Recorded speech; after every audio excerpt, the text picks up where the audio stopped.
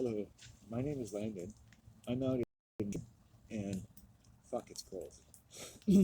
This is another episode of Fuck, it's cold. My hands are really cold. Fuck, it's cold. I'm putting them in my pocket and I'm stopping here because it's beautiful and it gets me out of the first really major snowfall of the year. And to be sure, I'm not sure if you looked in the almanac, for instance, and you would say that it's snowed every December, even in this part of the world. So I predicted to my mom that there would be snow for Christmas, and looks like I'm going to win $5. Yeah, be for me.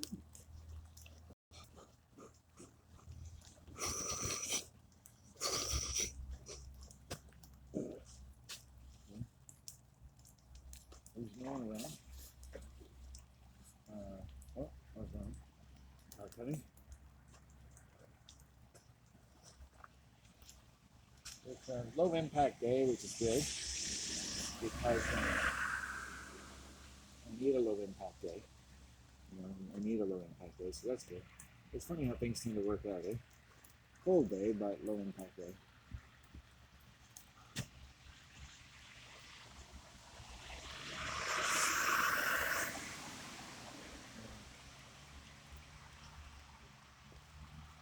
Because on the week of getting cold enough to turn into a complete snowman all by myself, I'm going to stand here and be brazen enough to wield my joints while freezing to death.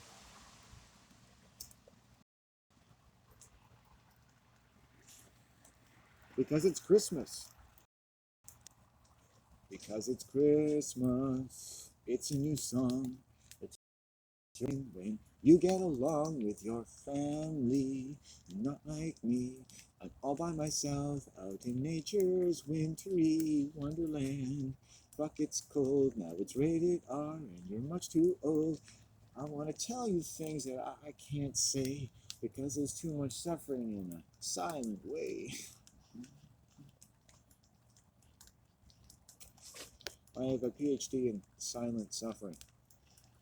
You wouldn't know it because I talk so much about pain, but I feel like my main PhD is in silent suffering. Also known as suffering in silence. Also known as the pain you cannot talk about, that never goes away.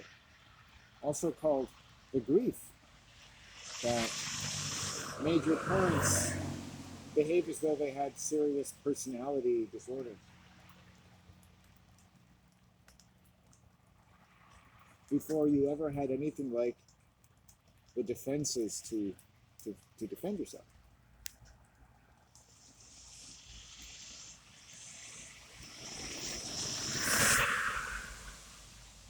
This is my church, my school, my medical clinic, my auditorium, my nature amphitheater, my time machine, my magical mystery place, the land of my dreams where you die if you don't take care of yourself.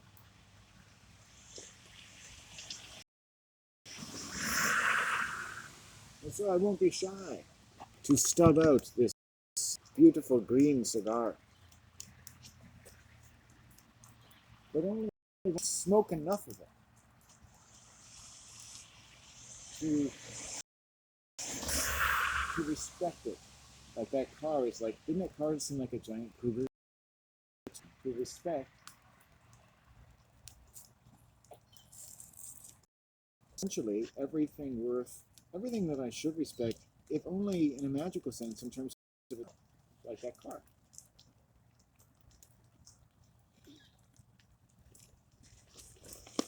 That car is a powerful beast that can kill people. Right? In a childlike sense, I do want them to know that cars are dangerous. Right? It's slippery. Now, if one of those cars slips, I'm probably safe behind this tree. It's so fucking big. Right? I could still get seriously injured. Petroleum, glass, the shock of the impact would just terrify me. Maybe they're dead. I'm kind of involved. If a car hits this tree, I'm involved. I can't point. I'm like collecting guy with a backpack. It's like, oh, see you. Good luck with that. Parents, will be all right. I don't want to look at you. I'm not a part of this.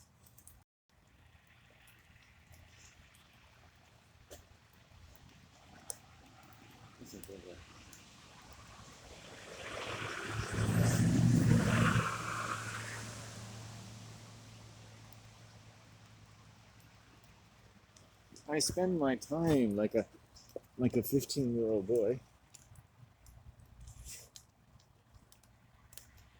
I think if I was a 15-year-old boy or a 10-year-old boy back in England in my father's car, I probably wouldn't think very much of me at all. And my dad would be like, there's someone who lives on the dole. There is an incredible, and you might say reliably, expectedly, and understandably, very intense taboo I discovered in my family. You might find it in yours too, about people who don't seem to be sufficiently gainfully employed on a sufficiently gainful basis. And you'll forgive me when I say that it's very prejudiced against people like me. And that I think the world, and not in any sort of reliably xenophobic sense, but the whole point of civilization is to stamp out people like me.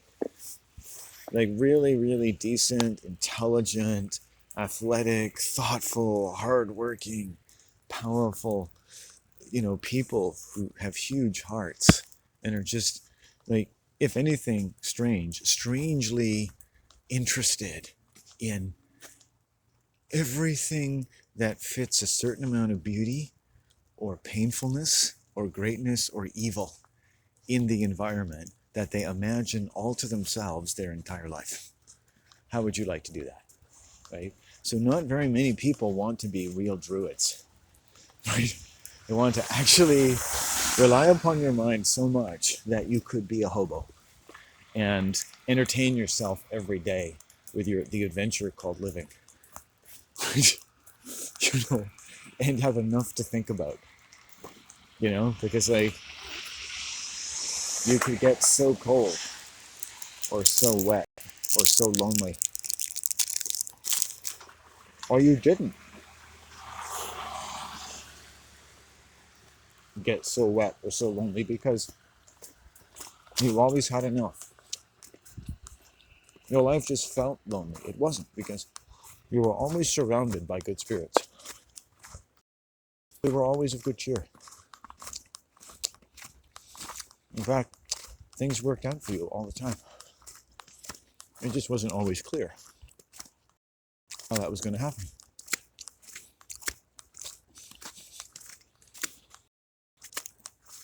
One of the hardest things we do, and for some it is understandably harder than others, to the point that maybe you never really feel like you ever really did it, is to release control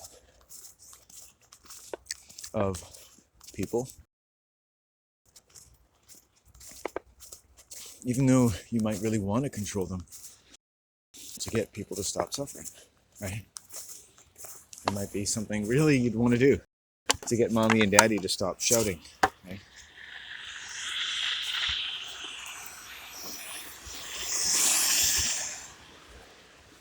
Or your brain, when mommy and daddy are shouting, will quiet itself, right? It will quiet itself. It's when mommy stops fighting and you stop crying, your brain is already safe mode, quieting mode, to calm, dislocate so that you don't have to suffer too much conscious. of the artifacts of what your parents have just done, which is to rip your ethereal field, right, and basically abort you and kill you and murder your spirit, right? That then has to kind of play dead while the rest of you goes on. Okay? And later on, that turns into what we call psychosis. It's one of the reasons that poor people can work so hard, right? And endure so many hardships, because their brain is so effectively silenced early in life. That's a quote from Aldous Huxley. And there are lots of people who go through that, because everyone does, who suffer what no neurotic effect, meaning you don't know, you don't care, it doesn't matter to your life. And no one could ever prove that it did. Your life is fine. You haven't been silenced, and there's nothing violent in your life, and none of this applies to you on any level. It's just an interesting science fiction book from the 1950s or something, right? Others who maybe are a little more astute, the world around them, know that a lot of people are silenced. And that any and all violence that you can feel in your environment can only exist because nobody talks about it. And a million other things connected to it, like a form of creation that creates a kind of arterial system in the world, where it helps sustain the integrity of those arteries, precisely because of a kind of map of what you're not allowed to talk about. Arteries of pain and grief, arteries also of business and religion and discipline. And then if it's enforced enough, you just get motivated and you don't think about what you can't do, you think about what you can do. And you just do the next step. And sure enough, if you do it, the world rewards you. And you've basically found a way to do the most magical thing in the world. Earn love. Earn love. Or through your religion to bring love back into the world. Under kind of suspicious circumstances. You know, the bullet had to go this way, the child had to be sacrificed, but it's back. It's back. Don't worry about the details. Love is back. Find a way to earn it back from God, right? And one thing I've learned from my ancestors is that you shouldn't have to earn love. It tells you everything to know about the world. All my philosophy, all my pain. You take away any reason for any child to think they have to earn love, and you'd fix every problem in the world.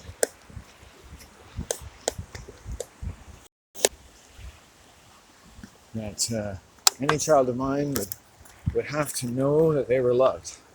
They didn't have to do anything, be anything. If I was unhappy with their behavior, it couldn't possibly be because they weren't doing something in life they were supposed to. If I was unhappy with their behavior, it would mean I hadn't loved them enough. That'd be my mistake. You think you had to ask, if a Harvard psychiatrist panel asked you, at what age should your child bear the responsibility, or what percentage, for that you object to, right? 10%, 1%, 90%, right? And fill that chart in every age, and adjust the percentages up until the age of, say, 25 or 30. And you'd laugh, and adjust all the percentages. Be really honest. We'll give you like an honest pill. So you can't. And what do you think that would look like in terms of where a child can be on any level, right? Subconsciously or not, and how much or not is fault or your fault or their responsibility or your responsibility, in a way that makes sense when you tell them you love them and the world is fair, and if they work hard, they'll get everything they want.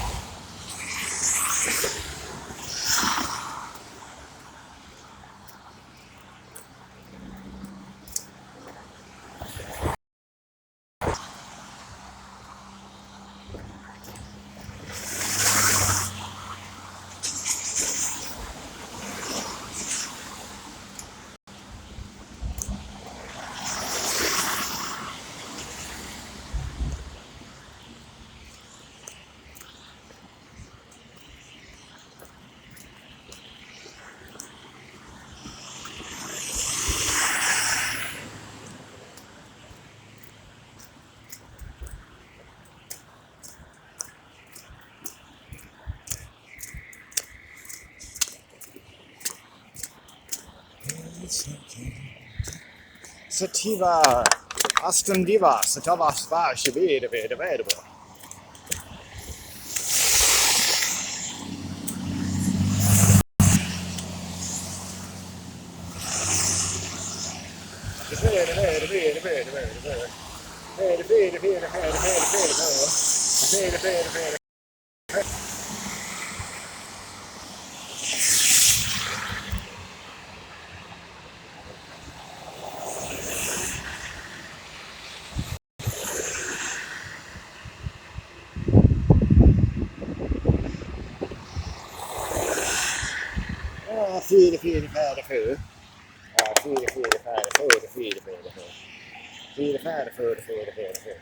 The glove on my left hand, what a novelty. The sidewalk got slush and snow, so I have to be careful.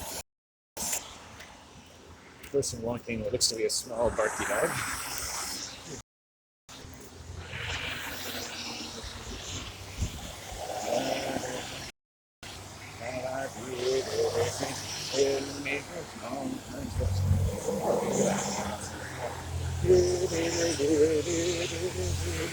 Hello.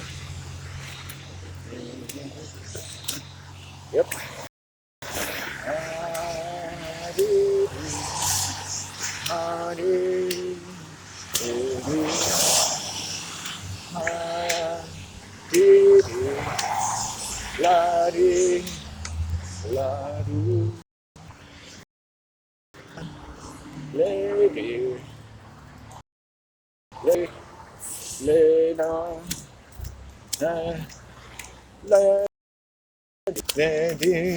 I was just partially sexually harassed by an older woman. It's okay. Oh, lady, lady, lady, oh, lady, lady, lady, oh, lady, lady, lady, oh, lady, lady, hey, lady, oh, lady, lady, lay down, oh, lady, lady, lay down, oh, lady, lady, lay down, oh, lady, lady, lay down, oh, lady, lady, lay down. Wow, it's snowing. It's cold. Oh, lady. I have two sets of gloves. I think I should use both of them. I can actually thaw out a single hand by putting it in my pocket. I got my hand. I got my hand. That's somewhat of a problem. I got my hand in my I got my hand in my I got my hand in my pocket. I got my hand in my I got my hand in my pocket. I got my hand in my pocket. Hand in my pocket. My hand in my pocket. I got my hand in my pocket. Hand in my pocket.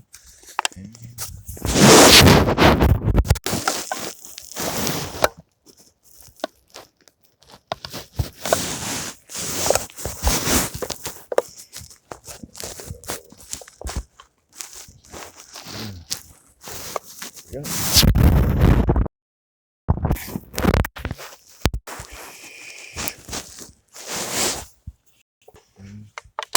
There we go. It's still running. What a boss.